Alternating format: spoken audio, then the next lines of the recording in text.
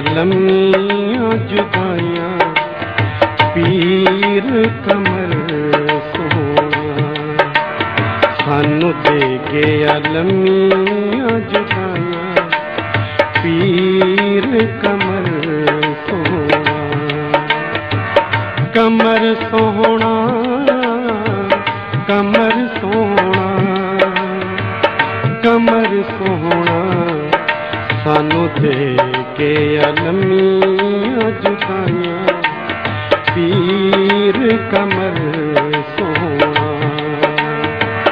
ਕਮਰ ਸੋਹਣਾ ਕਮਰ ਸੋਹਣਾ ਕਮਰ ਸੋਹਣਾ ਸਾਨੂੰ ਦੇ ਕੇ ਲੰਮੀਆਂ ਜੁਦਾਈਆਂ ਪੀਰ ਕਮਰ ਸੋਹਣਾ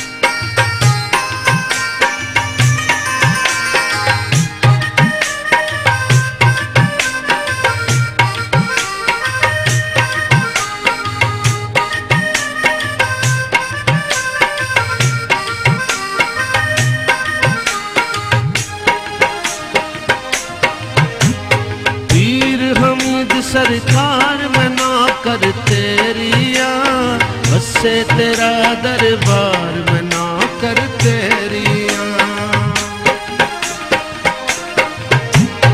पीर हमीद सरकार में नौकर तेरिया बसे तेरा दरबार में नौकर तेरिया बसे तेरा दरबार में नौकर तेरिया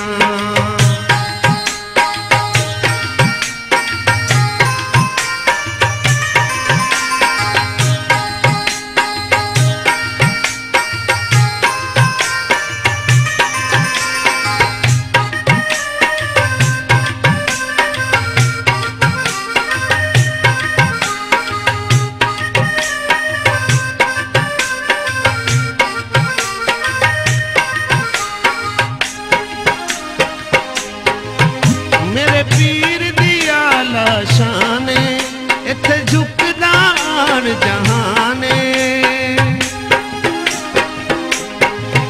मेरे पीर दिया लाशाने इत्थे झुकदा आन जहाने कोई शरबत ला लो वे कोई शरबत ला लो वे ओनू गम केड़ा है दा पीर सियालो वे ओनू गम केड़ा है दा पीर सियालो वे पीर हमीद सरकार में नौकर तेरिया बसे तेरा दरबार में नौकर तेरिया बसे तेरा दरबार में नौकर तेरिया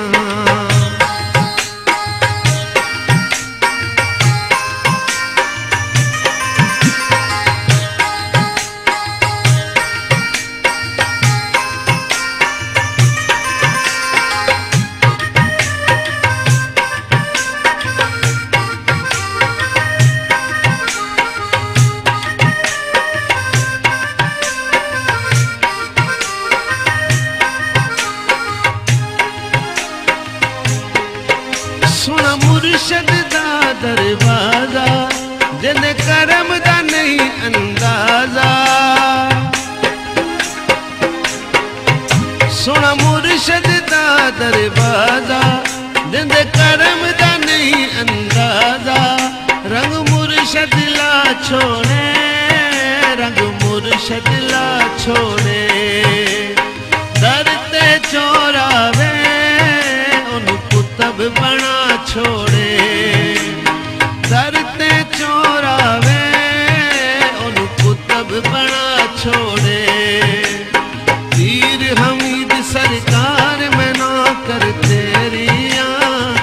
بسے تیرا دربار میں نوکر تیریاں بسے تیرا دربار میں نوکر تیریاں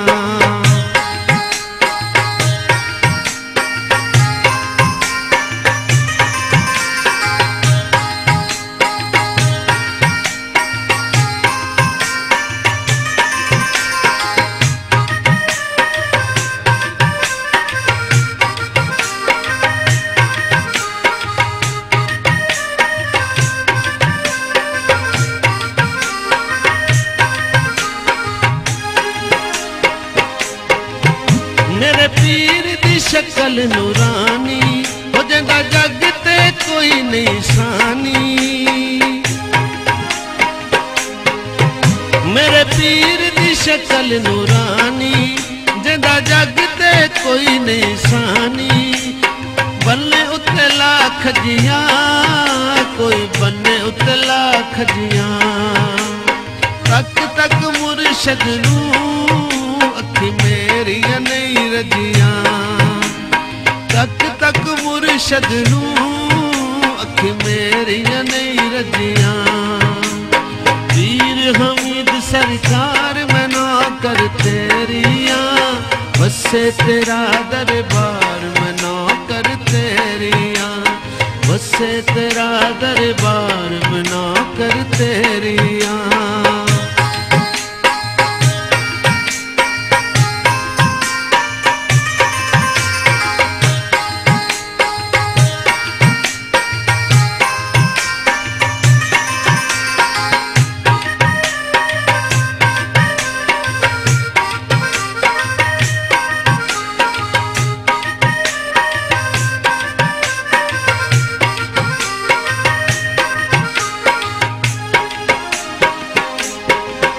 میرے پیر دی سہنی ٹورے جندے ہاتھ زندگی دی ڈورے میرے پیر دی سہنی ٹورے جندے ہاتھ زندگی دی ڈورے کوئی لال رومالوں میں کوئی لال رومالوں میں انہوں کیڑا خطرہ ہے جدا مرشد نالوں میں انہوں کیڑا خطرہ ہے جدا مرشد نالوں میں پیر حمید سرکار میں نوکر تیریاں بسے تیرا دربار میں نوکر تیریاں بسے تیرا دربار میں نوکر تیریاں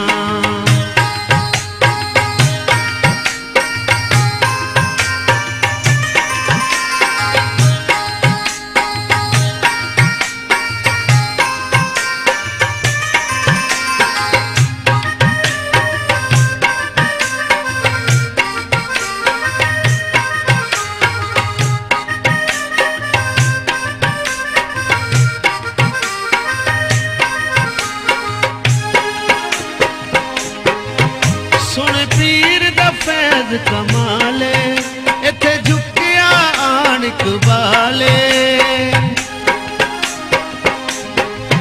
سن پیر دا فیض کمالے ایتھے جھکیا آن اقبالے کوئی بیڑی دا پک ہوندا کوئی بیڑی دا پک ہوندا جیتھے سونا کرم کرے کک تو لک ہوندا جیتھے سونا کرم کرے او کک تو لک ہوندا پیر حمید سرکار میں نوکر تیریاں بسے تیرا دربار میں نوکر تیریاں بسے تیرا دربار میں نوکر تیریاں جناب قاری محمد ندیم باسط سیالوی صاحب آپ تشریف لے اور اس عظیم فضل کتابہ قیدہ آغاز تلاوت کلام پاک بسم اللہ الرحمن الرحیم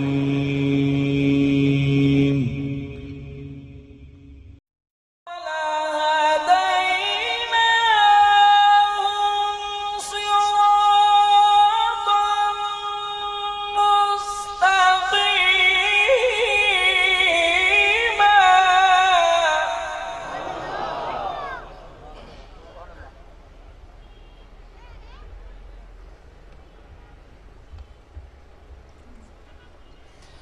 ومن يطع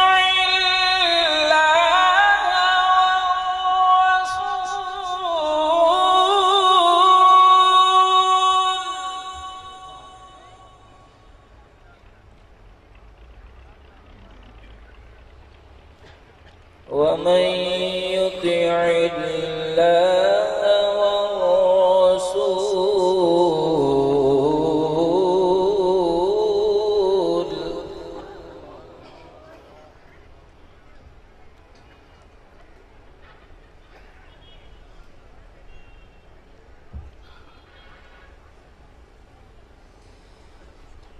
ومن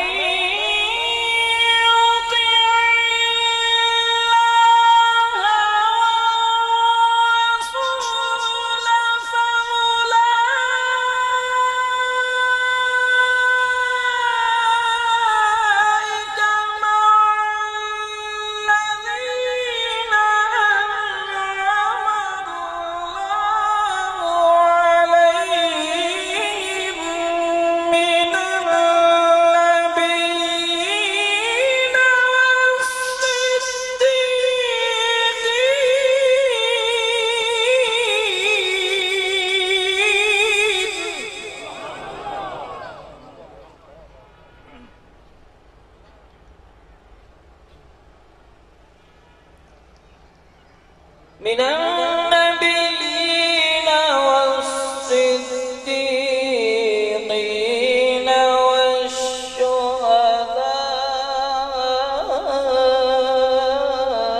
والشهداء والصالحين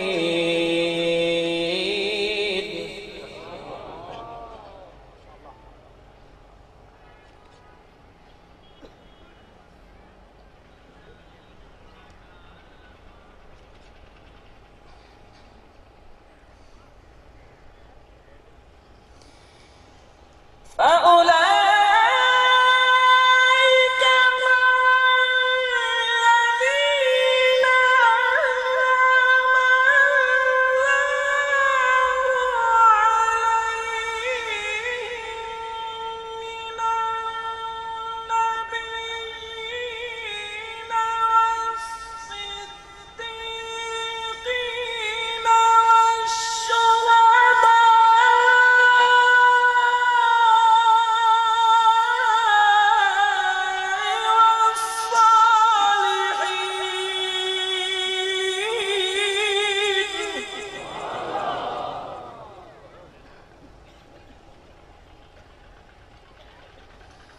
وحسن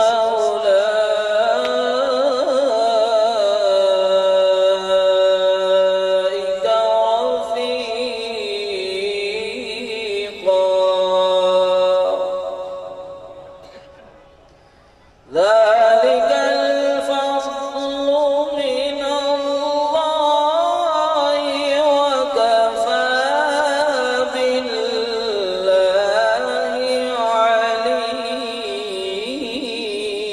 عليما صدق الله العظيم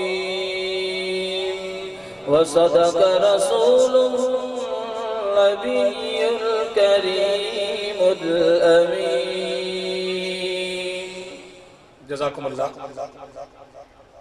قاری ندیم باسط سیالوی صاحب انتہائی خوبصورت انداز میں تلاوت کلام پاک کو نواز رہے ہیں خدا کا ذکر کریں اور ذکر مصطفیٰ نہ کریں ہمارے منہ میں ہو ایسی زبان خدا نہ کرے تیری کلیدیں ککھ بھی چنگے میں ککھاں کو مارا لکھاں چاکر خضر کو آٹے میں لکھاں تو مارا تشریف لیان کے جناب حسنین رضا سیالوی صاحب اور عدیہ مناقب و حضور پیر سیال غریب نواز پیش فرمان کے غلام حسنین رضا سیالوی منقبت حضور شیخ الاسلام غریب نواز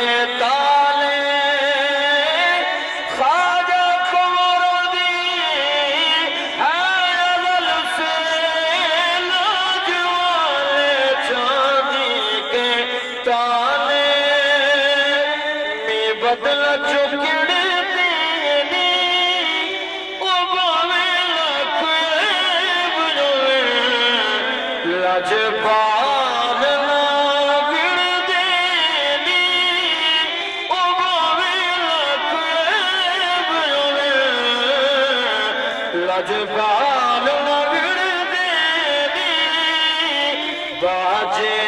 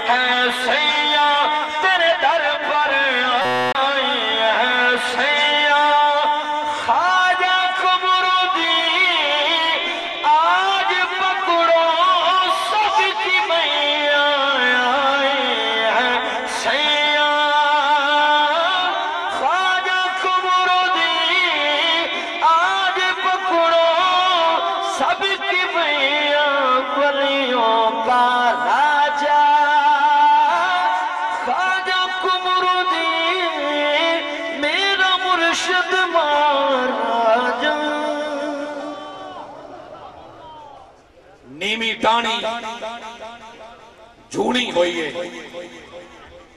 بورا نال پرونی ہوئی ہے جیمی یار تے نا دی کیتی او مزدوری دونی ہوئی ہے حضرت علامہ استاذ الاساتذہ جناب قبلہ مفتی محمد مظہر اللہ سیالوی صاحب آپ لوگ عرض گزارا کہ آپ اپنے خوبصورت اور جامع ملفوظات کو نوازن محترم حضرت علامہ مفتی محمد مظہر اللہ سیالوی صاحب بسم اللہ الرحمن الرحیم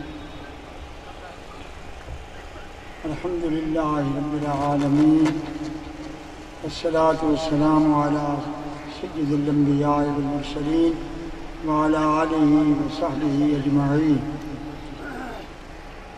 اما بعد فاعوذ باللہ من الشیطان الرجیم بسم اللہ الرحمن الرحیم بل یداہ مبسوطتان ينفق کیف یشاء صدق اللہ العظیم وصدق رسولہ النبی الکریم ان اللہ وملائکتہ یصلون علی النبی یا ایہا الذین آمنوا صلوا علیہ وسلموا تسلیما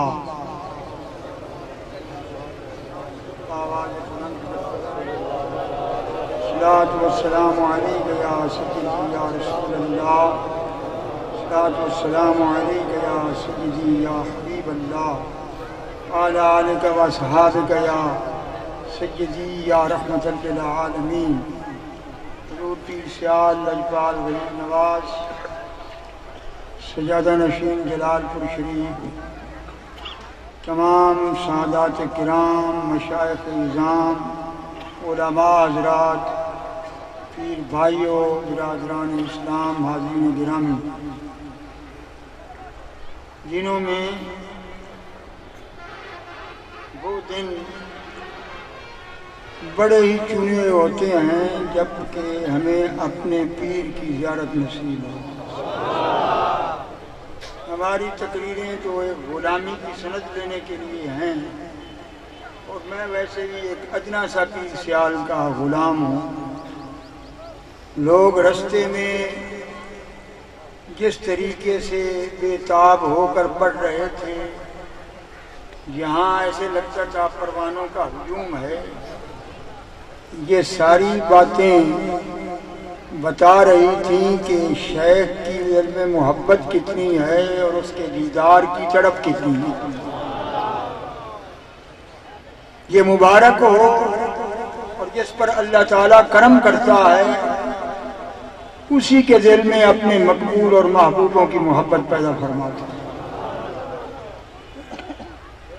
मैंने मुख्तसरन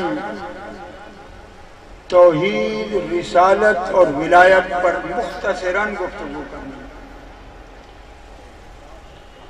वहदहू ला शरीक लहू, हम जो कहते हैं कि अल्लाह ताला वहदहू ला शरीक है, उसका सिर्फ माना नहीं कि वो ज़ात में ला शरीक है, बल्कि ज़ात में भी ला शरीक है, सिफात में भी ला शरीक है,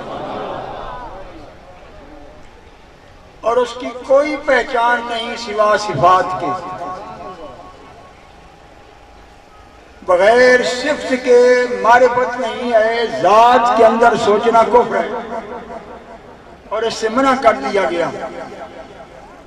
आप ही दाना, आप ही बीना, हर कम करदा आपे, वाहिद ला शरीक इलाही पर सिफ्ता नाल से। कायनात में कोई अल्लाह ताला का मजहर ज़ात नहीं। जितने अंबिया और मुरसलीन हैं वो सब सिफात इलाही का उन पे जलवा है, और उनकी ज़ातों में सिर्फ सिफात इलाही है। उनका दीदार सिफात इलाही का दीदार है, और कायनात में सिर्फ एक ज़ात है जो रब की ज़ात की मज़हर है, सिफात की मज़हर है। वो महबूब किबरिया हैं। हुजूर ने फरमाया मन रानी फकत राल हक्का, जिसने मेरी ज़ियारत की उसने हक की ज़ियारत की।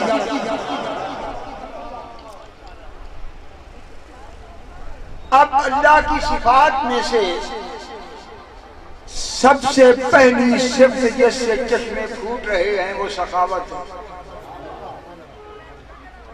हदीस पाक है कि अल्लाह अजवद वजूदन, कि अल्लाह ताला पूरी कायनात में सबसे बड़ा सखी है। तो सबसे बड़ा सखी है, और अल्लाह फरमा रहा है बल यदाहु मबसूततान युनफिकु कैफ यशा, कि मेरे दोनों हाथ हर वक्त खुले हैं और मैं सखावत कर रहा हूं। तो क्या जो उसके बंदे उसकी बंदगी करते हैं अल्लाह ताला उनको कुछ नहीं देता? कहां गई रब की सखावत? ये कौन सी तौहीद है कि हम कहें कि ये रब कहता है जोर लगा लो, ताले लगाए हुए हैं, किसी चीज का तुम्हें इख्तियार नहीं है। ये रब ताला की शान नहीं है। वो फरमाता है तू चल कर आएगा तो मैं भाग कर तेरा इस्तेकबाल करूंगा। मैंने क्योंकि मुख्तसर की अर्ज की थी, हजरत सुलेमान अलैहिस्सलाम ने सजदे में पढ़कर दुआ की, अल्लाह मुझे इतनी सल्तनत दे कि जहानों में किसी की न हो। अल्लाह ताला फरमाता है हमने रूए ज़मीन की पूरी हवा उनके ताबे कर दी। जिधर उनका हुक्म होता था वो हवा उधर चलती थी। तमाम परिंदे उनके लश्कर में रख दिए। तमाम जिन्नात जो होता गोर थे, मेहमान थे, दूसरे काम करने वाले थे, वो सब उनके कब्जे में कर दिए। उनके कब्जे में ये थे। ईमान नहीं लाए। जिन्नात अगर ईमान लाए हैं तो सरकार दो आलम पर ईमान लाए। اور تھوڑی سی دیر میں آپ ہوا کو حکم دیتے تھے تو وہ کئی مہینوں کا سفر فجر کے تھوڑے سے وقت میں تخت کے اوپر حضرت سلیمان طے کر لیتا، اور اس کے بعد جو ارشاد فرمایا کہ ھذا عطاؤنا فامنن او امسک بغیر حساب، کہ اے سلیمان یہ ہم نے تجھے عطا کر دیا، پکا دے دیا ہے، جس میں سے مرضی ہے اس پہ احسان کر اور جس میں مرضی ہے اسے روک کر رکھ۔ ہم نے قیامت کے دن یا دنیا میں تو اسے حساب ہی نہیں لینا، یہ ہم نے تجھے دے دیا۔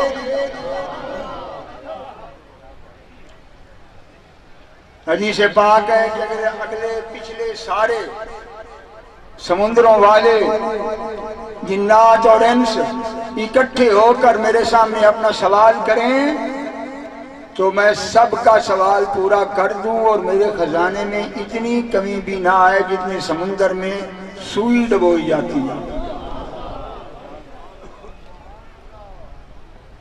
تو ایک یہ توحید ہے کہ بندے کے عقل سے زیادہ دیتا ہے۔ سب سے آخری جنت جس کی مطلق حدیث میں جنتی ہے، اس کا رقبہ 2000 سال اگر کوئی نور کی پرواز سے سفر کرے گا تو طے نہیں کر سکے گا، اور 80,000 اس کے خادم ہوں گے۔ میں حدیث کا ترجمہ کر رہا ہوں، یہ تو آخری غلام مصطفیٰ پر رب کی سخاوت ہے۔ ابو بکر و عمر اور اہل بیت نبوت کا کیا مقام ہوگا اور ان پر کیا کرم ہوگا۔ پھر سرکار فرماتے ہیں کہ ثم انا اجود بنی آدم اجودا، کہ اللہ کے بعد سب سے زیادہ پوری نسل آدم پر میں سخی ہوں۔ اب میں یہ عرض کرتا ہوں کہ حضور کی سخاوت اس لیے ہے کہ اللہ قرآن میں فرماتا ہے کہ میری جتنی نعمتیں تھیں یا رسول اللہ محبوب میں نے تجھ پر مکمل کر دی، یتم نعمتہ علیک۔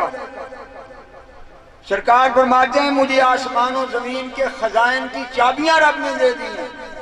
میں سویا ہوا تھا کہ جبریل بستر پہ آئے، انہوں نے کہا کہ یا رسول اللہ یہ رب نے بھیجا ہے، یہ آسمان و زمین اور جنت کی چابیاں ہیں، جس کو چاہے عطا کریں جس کو چاہے نہ عطا کریں، رب نے یہ آپ کو دے دی ہے۔ تو جو اتنے خزانوں کا مالک ہے وہ گھر میں تو کچھ رکھتا نہیں، اس کی سخاوت کہاں جا رہی ہے اگر ولیوں کے پاس نہیں جا رہی۔ اگر نبوت حضور کی قیامت تک ہے، یہ ایک میری آرزو ہے، کسی آپ غور سے سنیں، اگر نبوت قیامت تک ہے تو حضور کی سخاوت کیوں نہیں قیامت تک؟ کیا اگلے لوگوں کے لیے حضور کی سخاوت تھی؟ کسی کی آنکھ پھوٹی ہوئی رس کر دی، کسی کا کٹا ہوا بازو لگا دیا، کسی پر قرضہ تھا 2 سیر کھجور سے پورے مدینے کے گھر بھر گئے، اس کا قرضہ اتار دیا، کوئی کسی تکلیف میں آیا کبھی خالی نہیں دیا۔ ہمارا کون رسول ہے قیامت تک؟ ہمارا بھی وہی ہے۔ اگر ان کے اوپر سخاوت ہے تو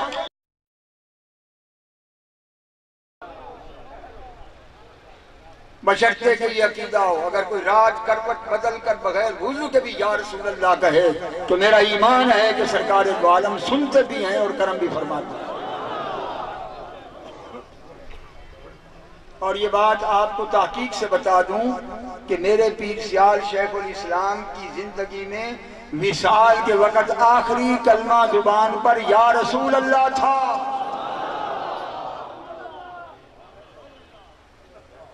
ہمیں کیا ضرورت ہے، ولیوں کو کیا ضرورت ہے کہیں جانے کی؟ کس چیز کی کمی ہے مولا تیری گلی میں، دنیا تیری گلی میں، عقبہ تیری گلی میں؟ ان درویشوں کو کیا ضرورت ہے کسی کے دروازے کھٹکھٹائیں، کسی کے طواف کریں؟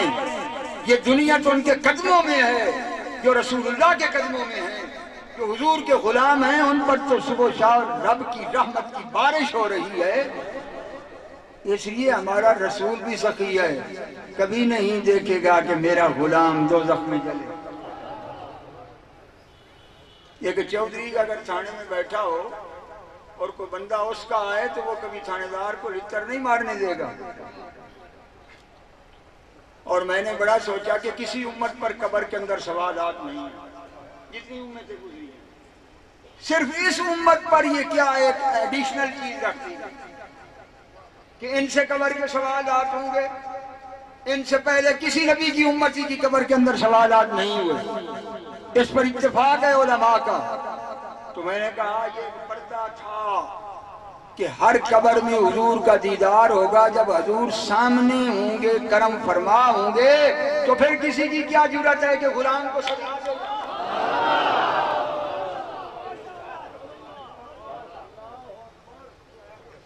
یہ لجپالی ہے اس محبوب کی، کسی مقام پر بھی ہم یہ نہیں چھوڑ رہے. فرمایا میری امت شرک نہیں کرے گی. مسلم میں بھی حدیث ہے، بخاری میں بھی حدیث ہے، 80 صفحے جنت کی یہ بھریں گی، 40 صفحے سارے نبیوں کی امت بھرے گی. اس لیے کہ میں نے اپنی امت کو چھوڑا ہی ایسا ہے کہ ان میں شرک ہوگا ہی نہیں.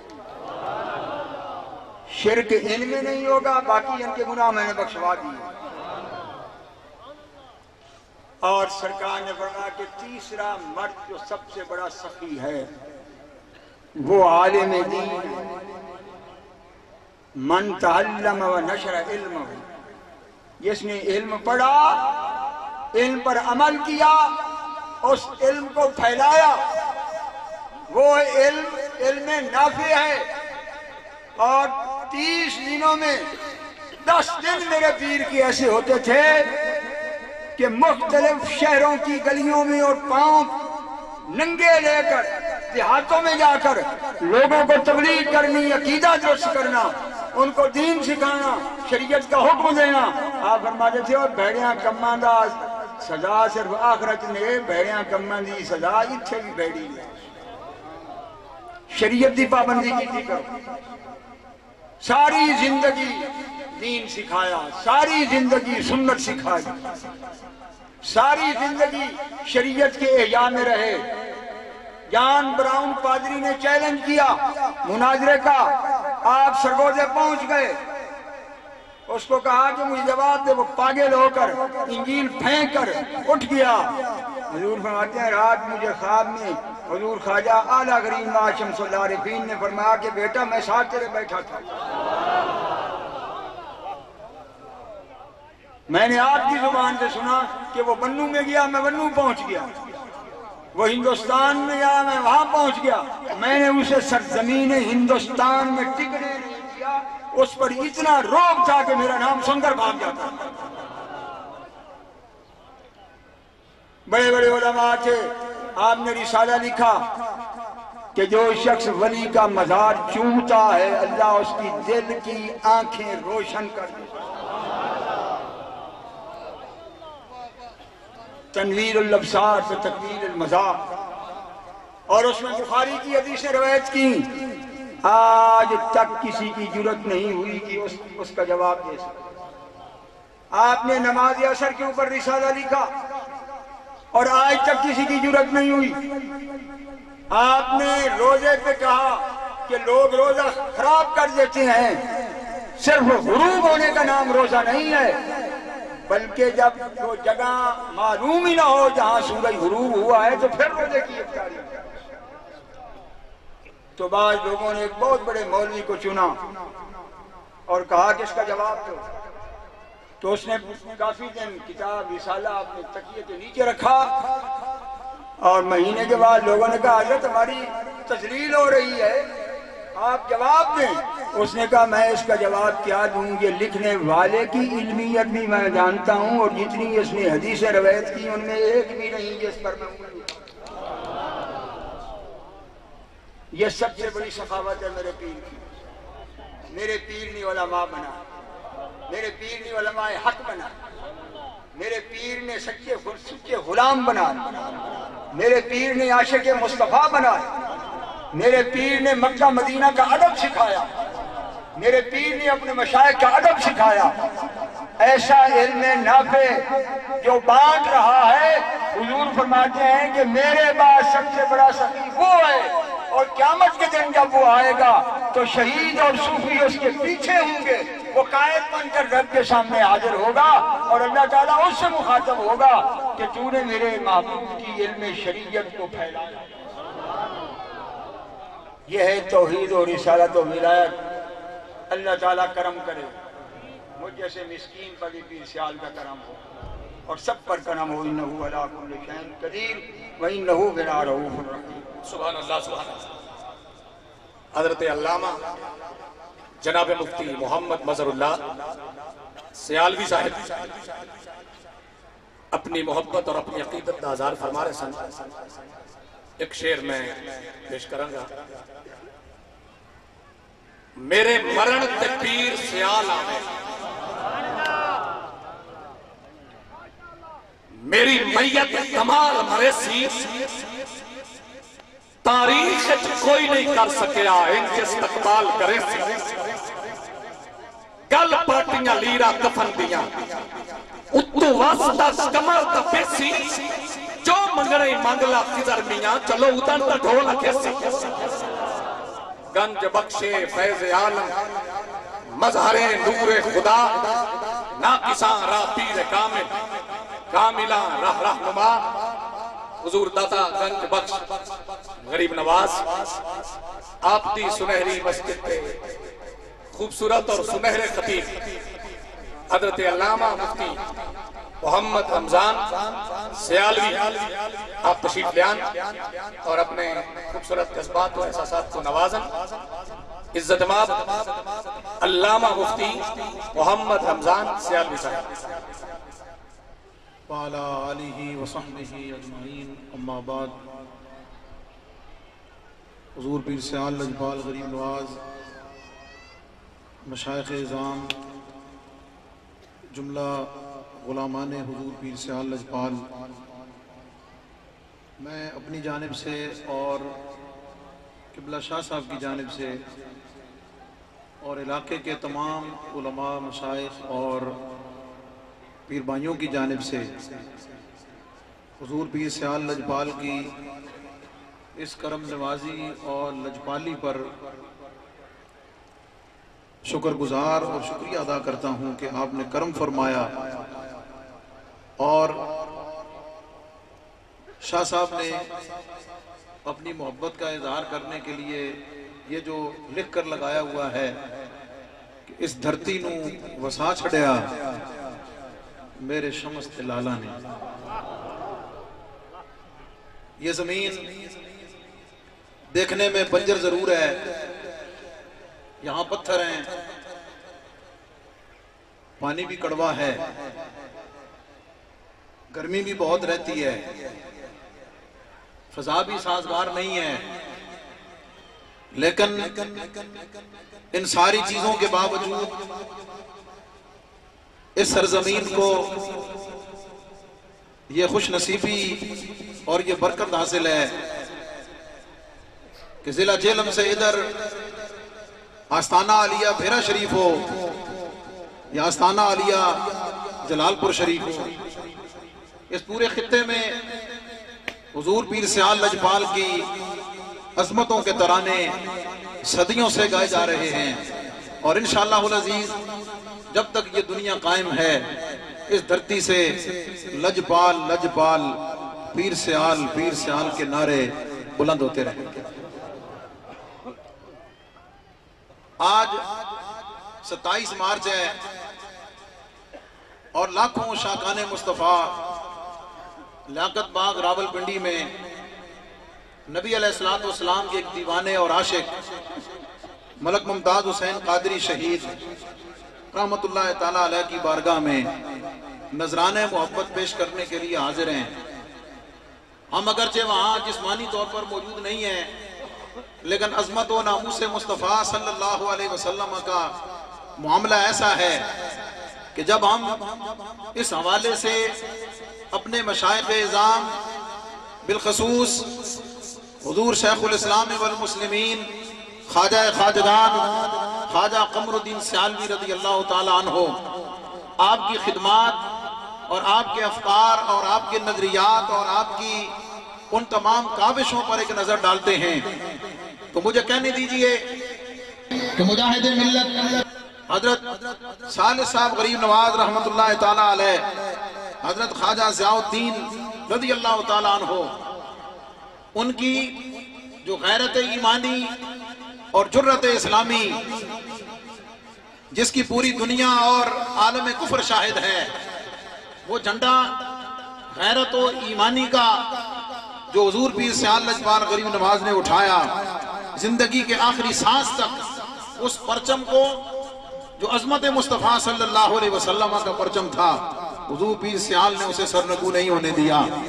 اور آج بھی حضور پیر سیال لجپال غریب نواز اور ان کے غلام عظمت و ناموس مصطفیٰ صلی اللہ علیہ وسلم کے اسی پرچار کے لیے شرق سے غرب تک، صبح سے شام تک حضور علیہ السلام کی امت کو یہی درس دے رہے ہیں۔ قبلہ مفتی صاحب فرما رہے تھے کہ حضور کا جب وصال ہوا تو زبان پہ یا رسول اللہ کے الفاظ تھے، اور مجاہد ملت بھی جب پھانسی کی طرف چڑھ رہے تھے تو ان کی زبان پر بھی لبیک یا رسول اللہ کا ترانہ تھا۔ وہ لبیک یا رسول اللہ کہتے ہوئے نبی علیہ السلام کی بارگاہ میں حاضر ہوئے، اور نبی علیہ السلام کی عظمت و ناموس پر اپنا سب کچھ قربان کر کے غازی علم دین شہید، غازی عبد القیوم شہید، اور غازی عامر چیمہ شہید، اور دیگر تمام شہدائے ناموس رسالت صلی اللہ علیہ وسلم کی صف میں اپنا نام لکھا کر ہمیشہ کے لیے امر ہو چکے ہیں۔ نبی علیہ السلام کی ناموس اور حضور علیہ السلام کی عزت تک پہرا دینا، یہ حضور علیہ السلام کے صحابہ کی بھی سنت ہے، اللہ رب العزت کا بھی حکم ہے، اور حضور علیہ السلام کی پوری امت کی تاریخ اور غیرت ایمانی کی تاریخ اس پر شاہد ہے کہ روئے زمین پر جہاں کہیں بھی نبی علیہ السلام کی ناموس کی بات آئی ہے تو حضور علیہ السلام کے غلاموں نے اپنا تن من دھن لٹا کر یہ بتا دیا ہے کہ ہم سب کچھ برداشت کر سکتے ہیں، لیکن نبی علیہ السلام کی عظمت و ناموس پر کوئی کمپرومائز نہیں کر سکتے۔ اس لیے حضور علیہ السلام کی ناموس کے بارے میں کوئی غلط بات کرنا یہ اتنا بڑا جرم ہے کہ نبی رحمت صلی اللہ علیہ وسلم نے فتح مکہ کے موقع پر جبکہ اپنی جان کے دشمنوں کو بخش دیا، جنہوں نے راستوں پر کانٹے بچھائے ان کو معاف کر دیا، جنہوں نے کوڑا کرکٹ پھینکا ان کو معاف کر دیا، طائف میں جنہوں نے لہو لہان کر دیا ان کو نبی علیہ السلام نے معاف کر دیا، جو قتل کے درپے ہوئے انہیں حضور علیہ السلام نے معاف کر دیا۔ کون سا ظلم ہے جو حضور علیہ السلام پر نہیں ہوا؟ آقا کریم نے ہر ایک کو معاف کر دیا، لیکن جو حضور علیہ السلام کی ناموس کے درپے ہوئے ان کی پوری لسٹ تاریخ میں ملتی ہے۔ ابن خطل جو اس کا سب سے بڑا مجرم تھا، اس کو پتا تھا میرا انجام کیا ہوگا، وہ وہاں سے نکل کر کعبے کے پردوں میں چھپ گیا اور کعبۃ اللہ کی دیوار کے ساتھ جا کر چمٹ گیا۔ علماء تشریف فرما ہیں، احادیث موجود ہیں، نبی علیہ السلام کے صحابہ اس کا پیچھا کرتے کرتے حرم کعبہ میں پہنچے، جب دیکھا کہ یہ مردود کعبے کے پردوں میں چھپا ہوا ہے، کعبے میں پردوں میں چھپا ہوا دیکھ کر واپس آ گئے۔ اور میں یہاں کہتا ہوں کہ اگر وہ واپس نہ آتے اور حضور علیہ السلام کے اجازت اور حضور سے پوچھ کر واپس نہ جاتے تو بعد میں آنے والا کو کہہ سکتا تھا کہ اگر حضور علیہ السلام سے پوچھ لیتے تو حضور علیہ السلام انہیں کبھی بھی کعبے کے پردوں میں قتل کرنے کا حکم نہ دیتے۔ وہ واپس آئے، حضور علیہ السلام سے پوچھا، نبی علیہ السلام نے اجازت دے کر یہ سند عطا کر دی ہے، اور پھر جب واپس پہنچے تو آب زمزم کے کنویں کے پاس لے کر اسے گھسیٹ کر واصل جہنم کر دیا، اور قیامت تک نبی علیہ السلام کی عظمت کا یہ قانون ٹھہرا، یہ قانون بن گیا ہے کہ نبی علیہ السلام کی ناموس کا جو درپے ہوتا ہے، نبی علیہ السلام جب اسے خود معاف نہیں کر سکتے ہیں تو کسی اور کو معاف کرنے کی کیا جسارت ہو سکتی ہے؟ اور پھر اس پر ایک بڑی محبت والی بات ہے، مجھے کہنے دیجئے، وہ بارگاہ رسالت مآب سے بھاگا اور اللہ کی بارگاہ میں پہنچا، حضور کا باغی ہو کر، حضور کے در سے نکل کر، حضور کی بارگاہ سے بھاگ کر اللہ کے گھر میں اللہ کے پاس جا کر پناہ لی ہے۔ مجھے کہنے دیجئے کہ جو نبی علیہ السلام کے در سے بھاگتا ہے، جو حضور کے در سے دور ہوتا ہے، اس کو قتل کرانے کے حکم دینے کے بعد یہ دنیا کو پتہ چل گیا کہ جو محبوب کے در سے بھاگنے والا ہے اسے در خدا پر بھی پناہ نہیں مل سکتی ہے، جو در مصطفیٰ کا باغی ہے اسے تو در خدا پہ پناہ نہیں مل سکتی ہے، کائنات میں اسے اور کہاں پناہ مل سکتی ہے؟ اس لیے جو تیرے در سے یار پھرتے ہیں، در بدر یوں ہی خار پھرتے ہیں، اور پھر کے گلی گلی تباہ ٹھوکریں سب کی کھائے کیوں، دل کو جو عقل دے خدا تیری گلی سے جائے کیوں. السلام علیکم.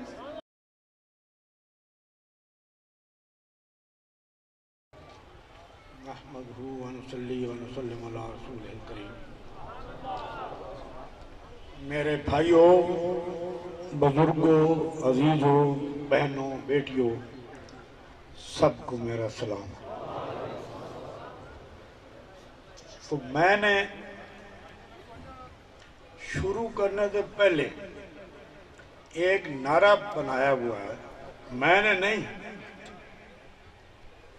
سب نے بنایا ہوا ہے یہ نعرہ کہ بلند آواز سے کہو کہ یا رسول اللہ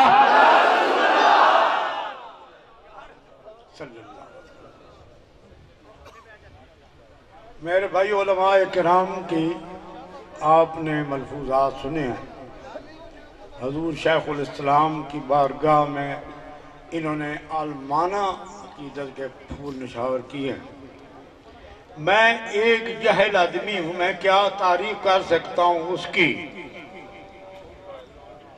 کی کیا تعریف کر سکتا ہوں جس کے سینے پر نبی پاک نے خود ہاتھ مبارک رکھ کے علم عطا فرمایا. حضور شیخ الاسلام فرماتے تھے کہ مجھے سبق یاد نہیں ہوتا تھا. استاد بھی پریشان تھے، میں بھی پریشان تھا. تو مسجد میں بیٹھا ہوا تھا تو ایک شخص آیا تو میں نے پوچھا آپ کون ہیں؟ اس نے کہا محمد رسول اللہ. تو میں نے عرض کیا کہ حضور مجھے سبق یاد نہیں ہوتا. آپ نے نبی پاک نے اپنا دست مبارک آپ کے سینے پر پھیرا اور وہ علم عطا فرمایا جو کتابوں میں نہیں ہے. نبی پاک کے علم کا اندازہ تو کوئی کر ہی نہیں سکتا. نبی پاک کے علم کا اندازہ جبرائیل بھی نہیں کر سکتا. آپ کہیں کہ یہ کیا کہہ گیا ہے؟ نہیں، حضور شیخ الاسلام خواجہ محمد قمر الدین صاحب رضی اللہ تعالیٰ عنہ نے فرمایا تھا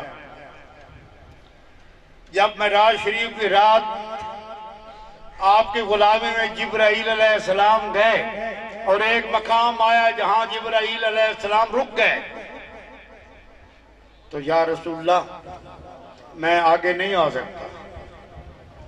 اگر ایک بال برابر بھی آگے جاؤں تو میں تجلیات سے جل جاؤں گا.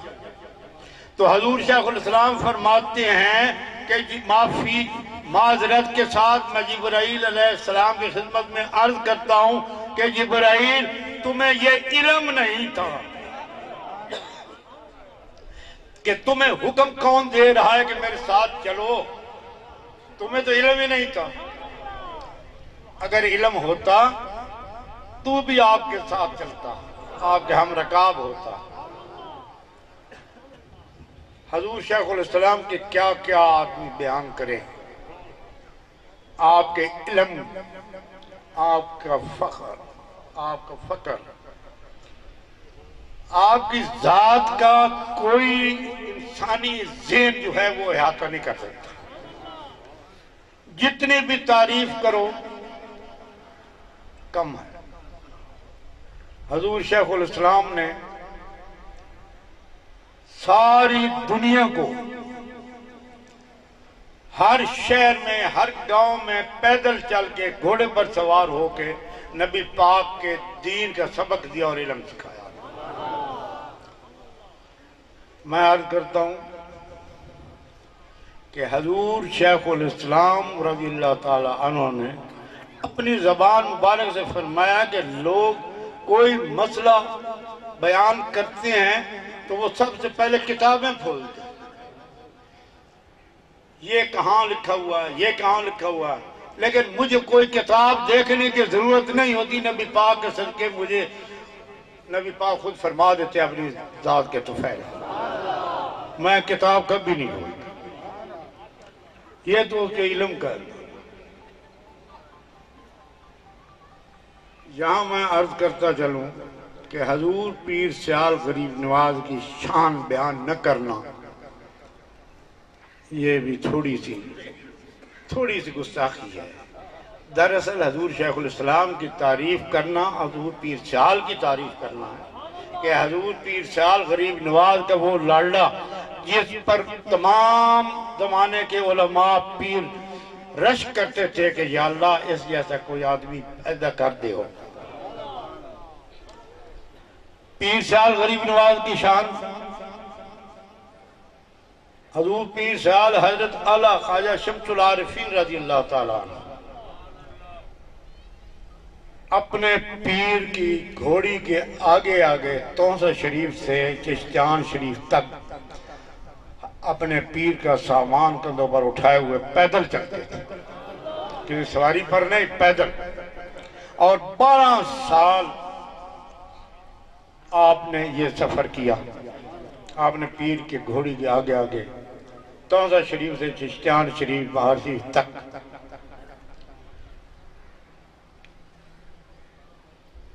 لیکن اس خدمت کے باوجود بھی وہ پیر سیال کے نام سے دنیا میں مشہور نہیں ہوا. بزرگ تھے، فقیر تھے، عالم تھے، ولی تھے.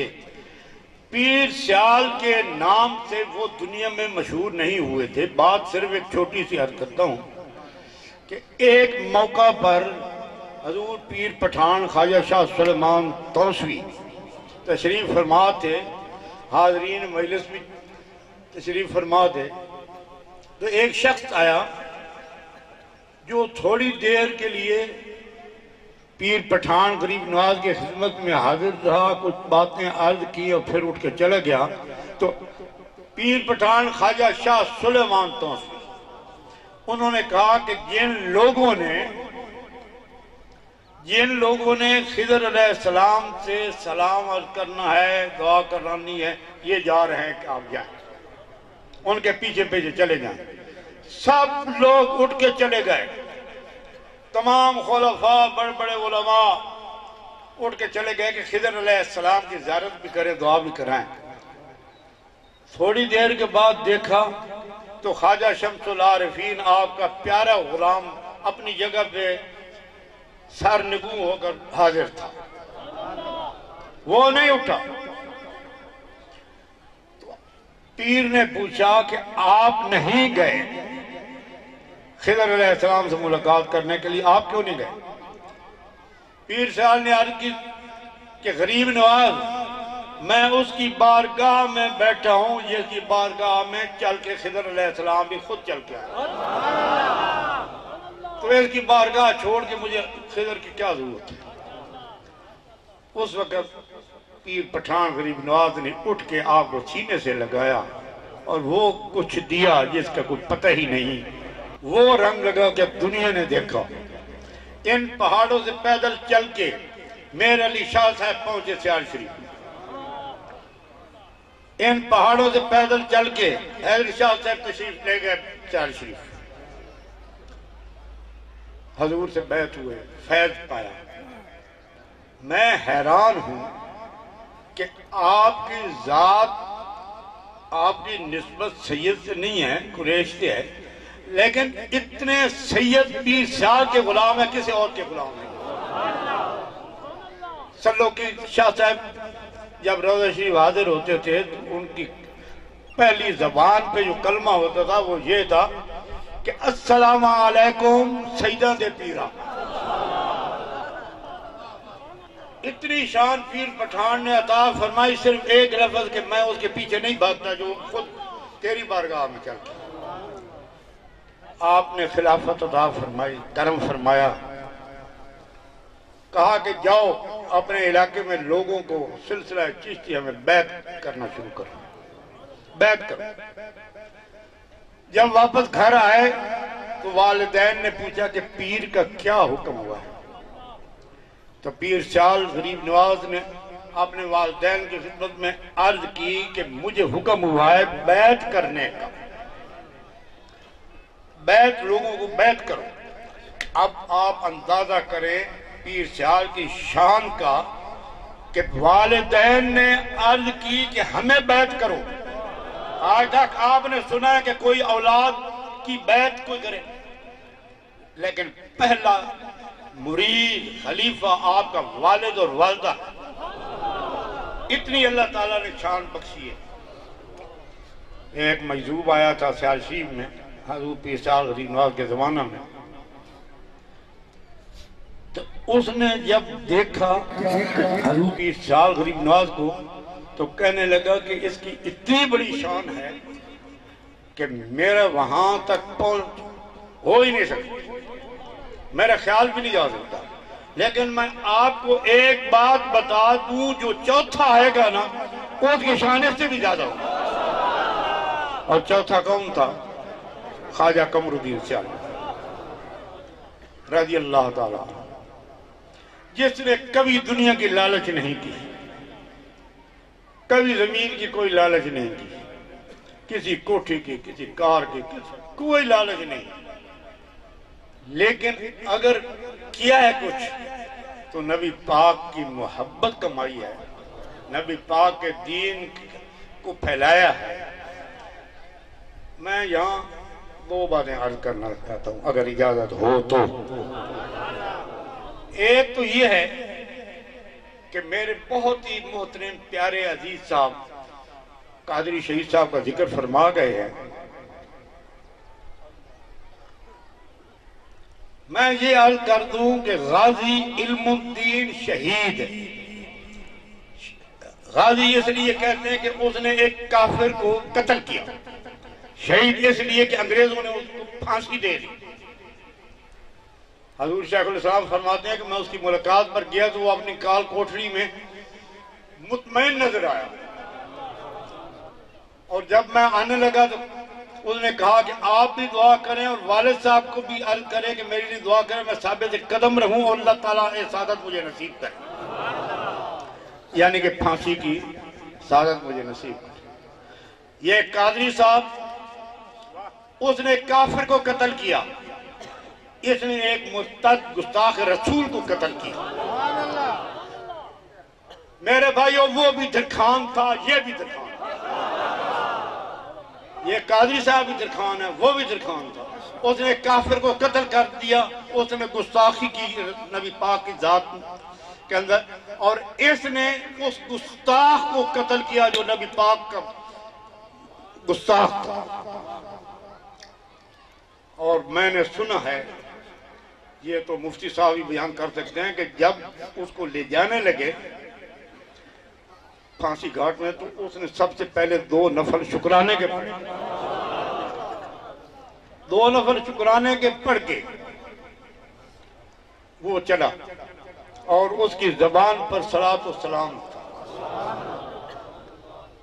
پھانسی کے پھندے کو چوما، گلے میں ڈالا، اور نبی پاک کی عزت و ناموس پر قربان ہو گیا۔ غازی علم الدین شہید کو کافر نے شہادت دی، انگریز نے، اس کو شہید مسلمانوں نے کیا۔ کام ایک ہے، شہادت ایک ہے، مرتبہ ایک ہے۔ آخری بات میں عرض کرتا چلوں کہ ہر آدمی پیر نہیں ہوتا۔ آپ دیکھتے ہیں نا، جو گلے میں منکے ڈالے ہوئے، کنگن پہنے ہوئے، بڑی بڑی لٹے رکھے ہوئے پھرتے رہتے ہیں، بڑے بڑے پگ سر پر سجائے پیر بن کے آتے ہیں، وہ پیر نہیں ہوتے۔ پیر کا کیا کام؟ پیر کا کام تو نبی پاک کی شریعت پاک کا پابند کرنا ہے۔ اور میں یہ عرض کر دوں، یہ بھی میں نے اپنے والد صاحب کی زبان مبارک سے سنا تھا، جو پیر کامل ہوتا ہے نا، یہ بات ذرا بڑے غور سے سنو، جو پیر کامل ہوتا ہے اس کو قبر میں سوال جواب کی ضرورت نہیں ہوتی، اس کی جگہ پہ اس کا پیر سوال جواب ہوتا ہے۔ جو پیر کامل ہے اپنے مرید کے سوال و جواب وہ دیتا ہے، اس کے مرید کو ضرورت نہیں ہوتی۔ تو میرے بھائیوں، پیر بھی دیکھ کے بناؤ، ضرور بناؤ۔ مجھ جیسا شعبہ باز نہیں، اصل جو پیر ہو نا اس کو پہچانو۔ اللہ تعالیٰ آپ کو مجھے نبی پاک کی سنت پر عمل کرنے کی توفیق عطا فرمائے، آمین۔ اور حضور شیخ الاسلام غریب نواز رضی اللہ تعالیٰ عنہ کے نقش قدم پر چلنے کی توفیق عطا فرمائے۔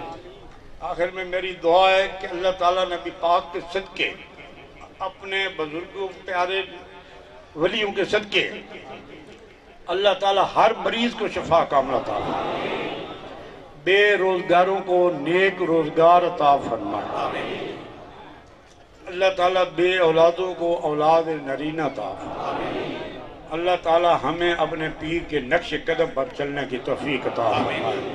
والسلام۔